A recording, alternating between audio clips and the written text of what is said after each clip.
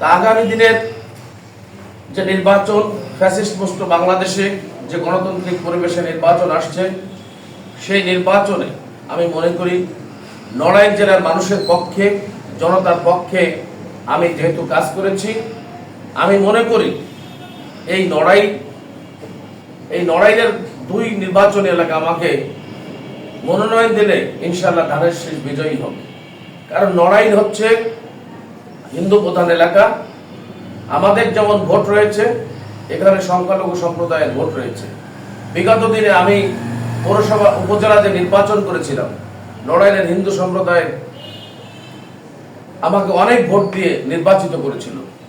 তাই আমার আশা আকাঙ্ক্ষা রয়েছে এখানে সংখ্যালঘু বলে যাদেরকে বলা হয় হিন্দু সম্প্রদায়, তারা আমাদেরকে ভোট দেবে।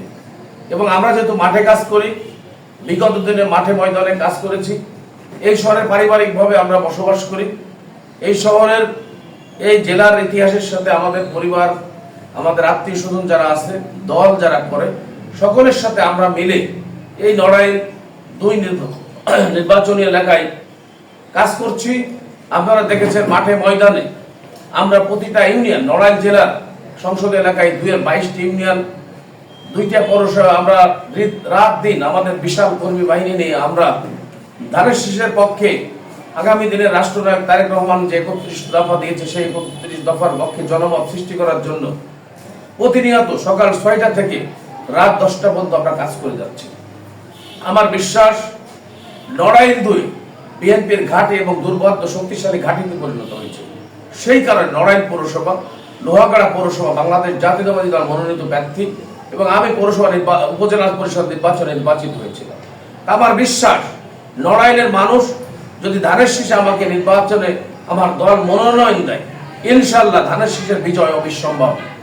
তাই আমি আমার নেতা, আগামী দিনের রাষ্ট্রনায়ক তারেক রহমানের প্রতি আহ্বান জানাতে চাই।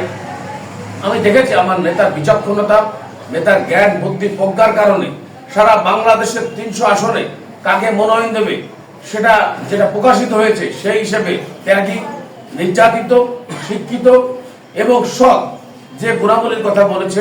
আপনাদের সাংবাদিক ভাইদের কাছে আমি বলতে চাই, খুলনা বিভাগে আমার থেকে নির্যাতিত কেউ আছে বলে জেলা বিএনপির রাজনীতি করে আমার জানা নাই। বিএনপির রাজনীতিতে নড়াইল জেলা বিএনপির অফিস 15 সালের পরে বন্ধ করে দেওয়া হয়। আমার এই বাড়িতে আপনারা দেখেছেন বিএনপি কার্যালয় বানিয়ে এই 5 আগস্টের পূর্ব পর্যন্ত আমি নড়াইল জেলা বিএনপির কার্যালয় আমার বাড়ি ব্যবহৃত হয়েছে। আন্দোলন সংগ্রাম করতে যে আমার মা বউকে পর্যন্ত অপদস্থ হতে হয়েছে এবং আমাদের নেতাকর্মীদেরকে বারবার এখানে আঘাত করার চেষ্টা করা হয়েছে, অনেকে আহত হয়েছে। আপনারা জানেন আমার পাশে পলাশ, মুজাহিদুর রহমান পলাশ থানা বিএনপির সাধারণ সম্পাদক। আমরা 2 সেপ্টেম্বর 22 তারিখে নড়াইলে একটি পদযাত্রার আয়োজন করি।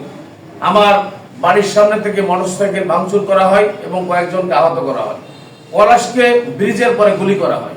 আমি তৎকালীন এমপি সাহেবের কাছে প্রশ্ন করেছিলাম যে কেন নড়াইলে রক্তে রঞ্জিত করা হচ্ছে, কেন গুলির শব্দ হয়, তিনি আমাদেরকে কিন্তু জবাব দেন নাই। তাই আমি বলতে চাই আগামী দিনে নড়াইল গঠন করার জন্য আমরা যারা মাঠে ময়দানে কাজ করি, আমরা জানি নড়াইলের এই 22 ইউনিয়নের রাস্তাঘাট কোথায় লাগবে, কোথায় স্কুল কলেজের বিল্ডিং লাগবে, কোথায় মানুষের কর্মসংস্থান হবে। এবং নড়াইল নিয়ে ভাবতে গেলে অবশ্যই নড়াইল আজকে ঢাকার খুব কাছাকাছি এসেছে। নড়াইল থেকে বেনাপোল দূরত্ব 75-76 কিলোমিটার, নড়াইল থেকে মোংলা পোর্টের দূরত্ব 88 কিলোমিটার, নড়াইল থেকে ঢাকার দূরত্ব 129 কিলোমিটার।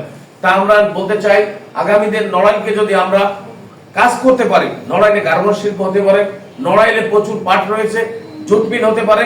তা আমরা আশা করব যারা নড়াইল এলাকার মানুষ, অর্থবান বিত্তবান মানুষ, তাদের প্রতি আহ্বান আগামী দিন নড়াইল গড়ার ক্ষেত্রে আপনারা নড়াইলে যেসব শিল্প কলকারখানা আছে বাস্তবায়ন করা যায় সেটা খেয়াল রাখবেন। নড়াইলে ইপিজেড এর একটা কথা ছিল, সেটা বাস্তবায়ন হয় নাই। আমি যদি আগামী দিনে সংসদ সদস্য নির্বাচিত হতে পারি, তাহলে নড়াইলে একটি বেসিক শিল্প নগরী আমি একটি রপ্তানি জোন করতে চাই। যেহেতু আপনাদেরকে আগেই বলেছি নড়াইল যেহেতু বেনাপোল, মোংলা পোর্ট, পায়রা বন্দর ঢাকার কাছাকাছি, সেই কারণে যেমন নড়াইলে এখন রেল ব্যবস্থা রয়েছে, সব মিলে এই আমদানি রপ্তানির ক্ষেত্রে যত সুযোগ সুবিধার দরকার, শুধু গ্যাস আসলে নড়াইল হবে একটি সোনার নগরী। এবং নড়াইল আমি মনে করি একটা সিঙ্গাপুরের মতো একটি আদলে গড়ে ওঠা যায়, কারণ এখনো চিত্রার জোয়ার ভাটা রয়েছে, ছোট ছোট লাইটার জাহাজগুলো নড়াইলে আসার সম্ভাবনা রয়েছে। আমাদের মধুমতিতেও বর্ষা মৌসুমে পর্যাপ্ত নাব্যতা রয়েছে। যদি ড্রেজিং করা হয় মধুমতিকে কেন্দ্র করেও আমরা মিল কলকারখানা গড়ে তুলতে পারবো, এবং ঢাকার পার্শ্ববর্তী হওয়ার কারণে নড়াইল একটি উৎপাদনমুখী এলাকা এবং কর্মসংস্থান এলাকা হিসেবে চিহ্নিত হবে। এবং নড়াইলে আগামী দিনে নড়াইল যেমন ভালুকায় যদি ইন্ডাস্ট্রি হতে পারে, ময়মনসিংহের ভালুকায়, নড়াইলেও ইন্ডাস্ট্রিয়াল নগরী যদি আমরা কাজ করতে পারি, সরকারের বেগম খালেদা জিয়া তারেক রহমানের নেতৃত্বে আগামী দিনে যে বাংলাদেশ গড়ার আন্দোলন চলছে, সেই আন্দোলনে যদি আমরা সামিল হতে পারি, ধানের শীষ প্রতীক আমরা পাই, ভোটে নির্বাচিত হতে পারি, নড়াইলকে একটি কর্মচঞ্চল্য, একটি শিল্পনগর হিসেবে আমরা গড়ে তুলতে পারবো বলে আমি বিশ্বাস করি। সকলকে ধন্যবাদ জানিয়ে আগামী দিনে নড়াইল গড়ার ক্ষেত্রে আপনারা সাংবাদিক ভাইরা আছেন যারা আমাদেরকে সহযোগিতা করবেন। আল্লাহ হাফেজ। বাংলাদেশ জিন্দাবাদ।